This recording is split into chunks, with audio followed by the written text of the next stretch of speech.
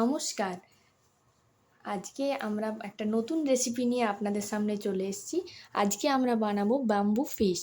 এই মাছটা দেখুন, মাছটা ভালো করে ধুয়ে পরিষ্কার করে নিয়েছি। তারপরে তার মধ্যে আমরা কলাপাতা কেটে সুন্দর করে কলাপাতা পরিষ্কার করে সেটা সুন্দর রোল করে কলাপাতাটা ওর মধ্যে ঢুকিয়ে দিয়েছি। এবার আমরা মাছ নিয়েছি আজকে বোয়াল মাছ। দেখুন আমরা কী কী আইটেম নিয়েছি। বোয়াল মাছ আর পেঁয়াজ কুচি, আদা কুচি, রসুন কুচি, পেঁয়াজ বাটা, ধনেপাতা কুচি, কাঁচা লঙ্কা, টমেটো আর পোস্ত, চারমগজ বাটা আর দই। এটা দিয়ে আমরা প্রথমে মাছটা ম্যারিনেট করে নেব। চলুন দেখতে থাকুন। প্রথমে আমরা নুন দিয়ে দিচ্ছি। নুন দিয়ে মাছটা ভালো করে নুন হলুদ দিয়ে মাখিয়ে নেব।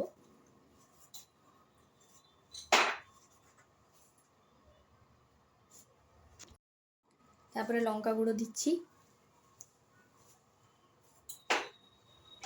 তারপরে পেঁয়াজ কুচি, সব দিয়ে আগে মাছগুলো আমরা ম্যারিনেট করে নিচ্ছি। আমরা তারপরে আদা কুচি আর রসুন কুচিগুলো দিয়ে দিচ্ছি। এরপরে আমরা পেঁয়াজ বাটা দিয়ে দেব। এরপরে টমেটো কুচি, তারপরে ধনেপাতা কুচি দিয়ে দিচ্ছি এবং কাঁচা লঙ্কা।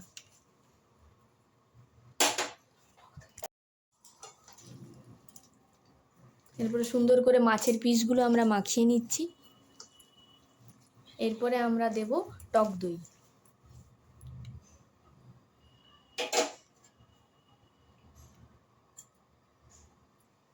তারপরে আমরা পোস্ত এবং চারমগজ বাটা দিয়ে দিচ্ছি।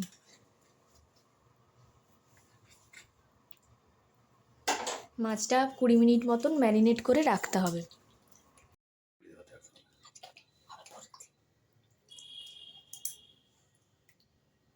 মাছের পিসগুলো আমরা ম্যারিনেট করে রেখে নিয়েছি, 20 মিনিট হয়ে গেছে। এবার আমরা এই পিসগুলো মাছের মধ্যে ঢুকিয়ে দেব। মাছটা ভালো করে ধুয়ে নিয়েছিলাম আর এর মধ্যে কলাপাতা ভালো করে রোল করে জড়িয়ে নিয়েছি। এবার এক এক করে আমরা মাছের পিসগুলো ঢুকিয়ে নিচ্ছি।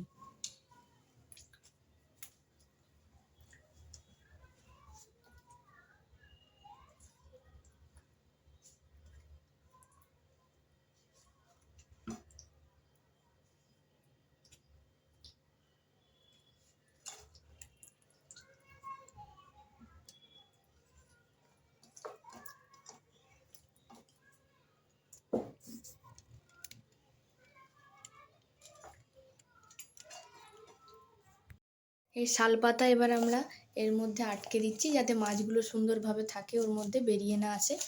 আর তার উপর আমরা একটু আটাটা স্টাফ করে নেব, পুরো মুখটা বন্ধ করে দেবো আটা দিয়ে। এই আটা দিয়ে পুরো বাঁশের মুখটা বন্ধ করে নিচ্ছি।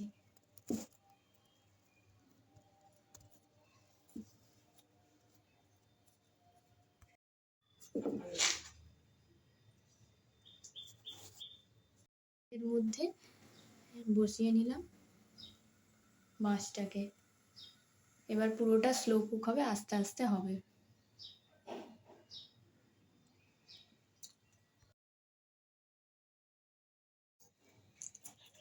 এই যে পুরোটা আমরা ঘুরিয়ে নিচ্ছি যাতে পুরোটা সুন্দরভাবে কুক হয়।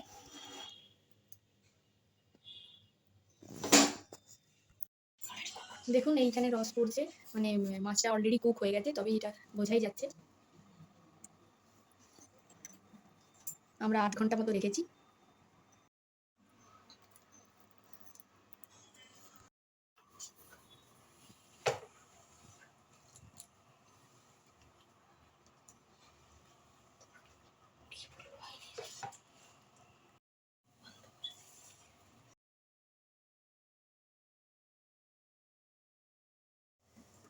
Ready to serve. চলুন, আমাদের আজকে bamboo fish ready and serve. অবশ্যই কমেন্টে জানাবেন আর বাড়িতে অবশ্যই বানাবেন। ভালো থাকবেন, সুস্থ থাকবেন।